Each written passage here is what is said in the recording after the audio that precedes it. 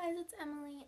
Today I'm gonna be talking about a more touchy subject, which is like depression and self-harm and like all that kind of stuff, because as like hard as it is to talk about, and not a lot of people do talk about it a lot, like at all, I think it's good for people. Like, I think it's a good thing like to talk about and kind of like be addressed and not ignored, because it is a really big deal and it's a really big issue, and like so many people, and it's not just like teenagers, and there are some kids who are younger who struggle with depression and stuff, and like who actually have it and aren't just like pretending that they have it or something like that because they got dumped by their boyfriend of like 2 weeks or something. No, like there's some people who like actually suffer from it. A lot of adults do suffer from it too. I had some family issues with it. Like, I know some of my family members have struggled with it in the past, and it is an issue for me now. I have not self-diagnosed myself with depression. I have gone into the doctors and like I talked to them and stuff, and they suggested I talk to like a therapist, and I see a psychiatrist once a month to check on my medication to see if I need a higher dosage or not. And this kind of thing isn't like super hard for me to talk about as much anymore as it used to be, because like I've met a lot of people who have gone through the same kind of thing as me and stuff. So, and I've talked to a lot of like other people about what I've experienced, so I could help them. So like I don't want pity or anything like that. I don't want you guys to feel bad for me. I just, like, I'm okay with talking about it. Like, it bothers me sometimes, yeah, but like, I don't know. I think it's just like a good thing to be able to talk about. Okay, so I'm gonna be answering some questions about like self-harm and stuff, about like with my experience and stuff. Then I'm just gonna kind of talk about it and like what I've been through and like what you can do to get help. The first question is, have you been hospitalized as a result of self-harming? I haven't had to go to the hospital because of like a cut that was too deep or anything, but I was texting a friend one day, and like I told them that I had cut myself, and they called the police and they showed up at my house, and I had to go to the hospital to get like make sure it wasn't infected or anything. Like, it wasn't deep, it was just like out of concern, I guess. So I don't know if that'd be a yes or no. I got to go home that night, so let's just say no. The next question is, do you track when you self-harm? I don't track when I self-harm, no. Like, I don't like mark it down or anything like that. Next question is, do you use objects other than your own body to self-harm? Yeah. Yes, I do use objects other than like myself. Like, I will kind of like pick at, like, scratch at old cuts or something if I don't have anything to kind of like, I don't know. And the next question is, have you tried or succeeded in stopping self-harm? I have tried. I honestly have tried to stop, and it's really not that easy. Like, you can't just wake up one day and say to yourself like, oh, I'm gonna stop self-harming today. Like, I don't want to do it anymore. Like, it's not that easy. Like, I have tried really hard. Like, I got rid of like all my blades. Like, I gave them to other people that I trust to throw away if I couldn't do it myself. People have taken them away from me numerous times because I have like a habit of like collecting pencil sharpeners and taking the blades out and collecting the blades and keeping them with me. So I've gotten them taken away from me a number of times. So I did have a period of time where I did stop cutting for a long time. It was about 3 or 4 months. I hadn't self-harmed at all. I wasn't like particularly like happy, because obviously depression doesn't just like go away, right? So I don't know, I tried coping and stuff, but I guess I relapsed a bit. but it happens, I guess. Nobody's perfect, so if you relapse, then don't feel like crap about yourself, because it's not really something that you can control. In all fairness, it's not an easy thing to stop doing. The next question is, how many years have you been self-harming? I think I started in either later in grade 8 or in grade 9. I'm not too sure. I'm in grade 11 now, so it'd be about like 3 years-ish or something like that, I think. What methods of self-harm do you use? There's actually a list in this question giving me a whole bunch of like different things.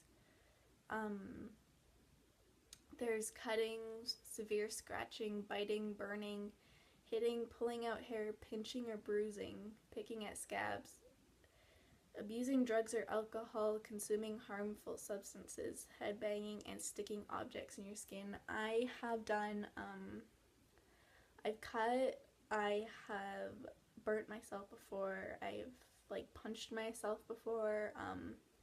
Sometimes like I'll kind of pull up my hair, but I don't get to the point where I'll like pull it out exactly.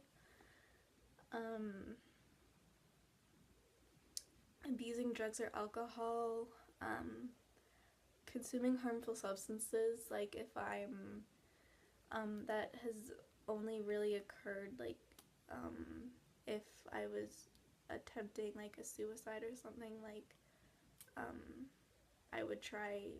The next question is, when you self-harm, do you have suicidal thoughts, or is it a suicide attempt?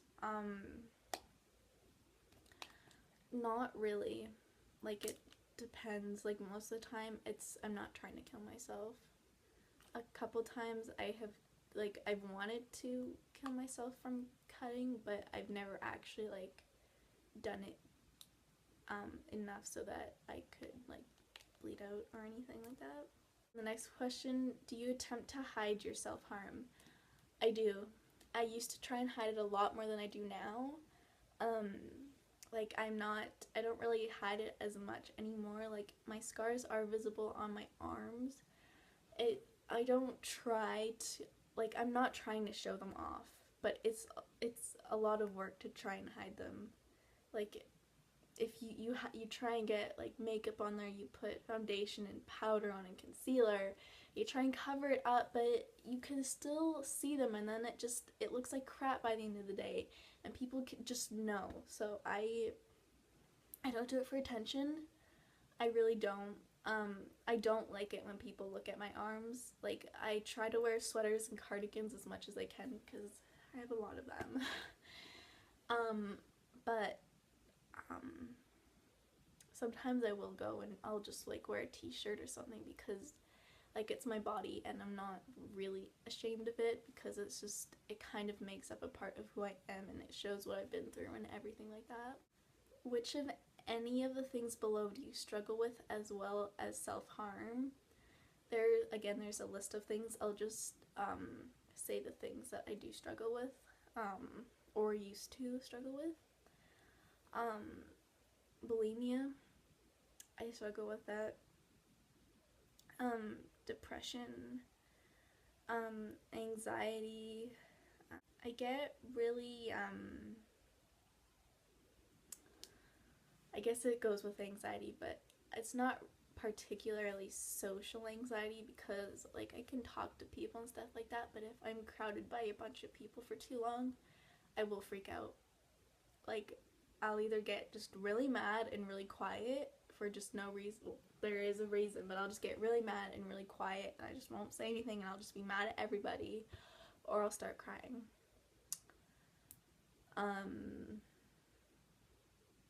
It's not cute.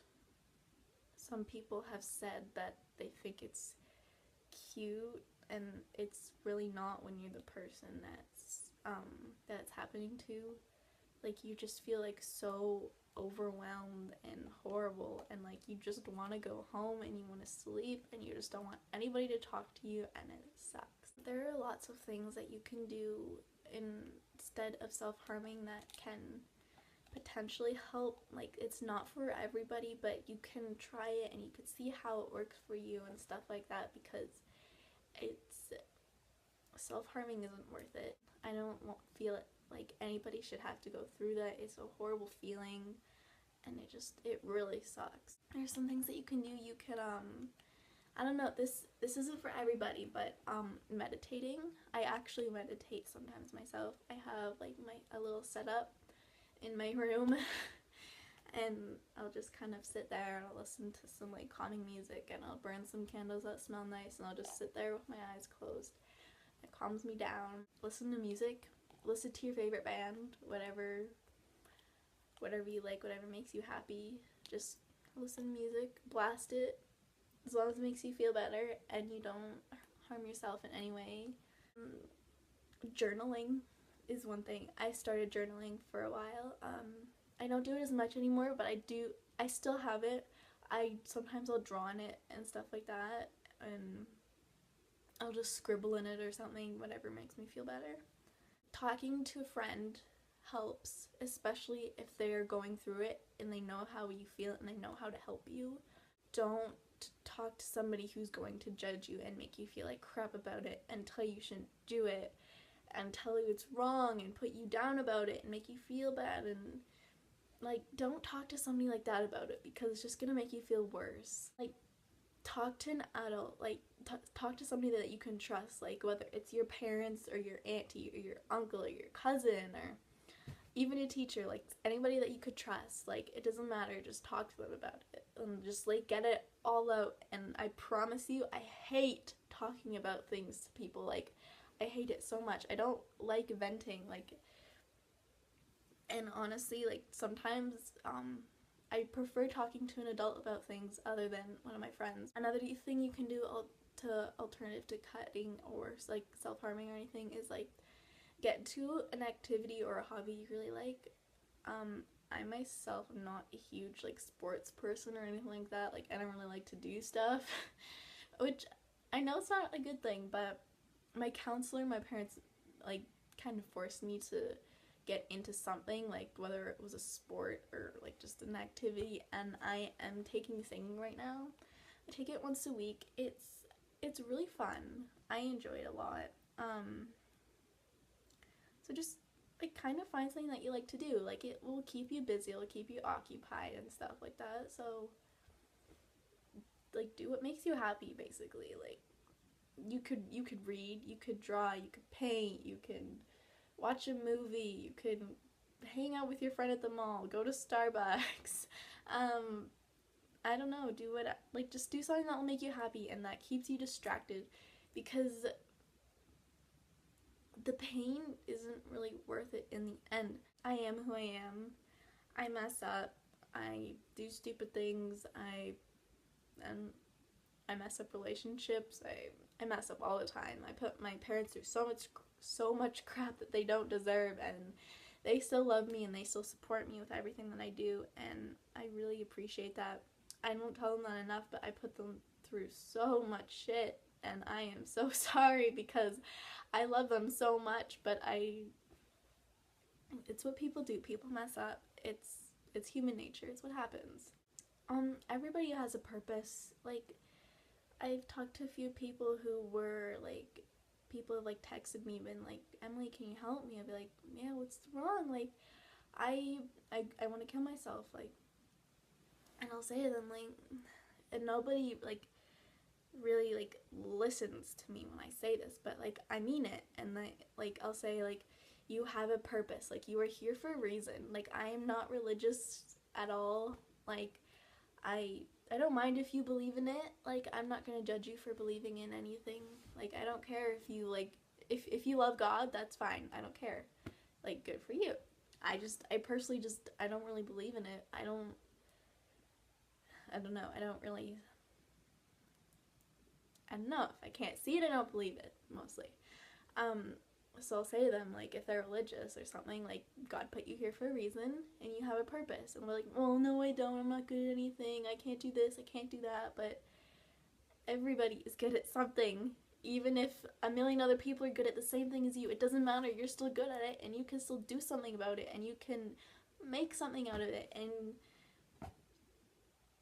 like everybody has a purpose. Like for the longest time I didn't think that I had a purpose. Sometimes I still question like my existence and stuff, but I think everybody does that once in a while. And like I'm honestly not super good at anything. Like I mean, like I listen to people and stuff, and I'll help people through whatever. I mean, I like to sing, but doesn't mean I'm really good at it. It's not like a really big thing, but it's what I like to do, and it's something that I am good at. You are always good at something. Like, doesn't matter what it is. Like, you could be good at giving hugs, you could be good at giving compliments, you could be really nice, you could be super smart, you could be a good dancer, you could be a good soccer player, you could be a great artist, you could be anything. It doesn't matter what it is that you're good at. It could even be something like as simple as you're good at putting outfits together and making it look cute, or you're good at doing your makeup, or whatever it is that you're good at. It doesn't matter what it is. Like, everyone's good at something, and I believe that every single person on this planet has a purpose. It doesn't matter who you are. I love you all, and make good choices. And if you are struggling with self-harm or anything like that, you can always talk to me. I mean, you guys can like kick me if you want. I'll put my kick in the description below, and if you ever need to talk about anything, like, I will always try to reply to you guys, like, all the time. Just talk to somebody, like, just get stuff off your chest. But yeah, you guys are all beautiful, and I love you all. Thank you so much for subscribing to me. It means so much to me because I just started this channel, and I don't know, I really want to be YouTube famous, which is kind of crazy because I didn't start that long ago, but you know, whatever. But thank you for watching, and thank you for listening to me ramble. Yeah, I love you guys. Bye.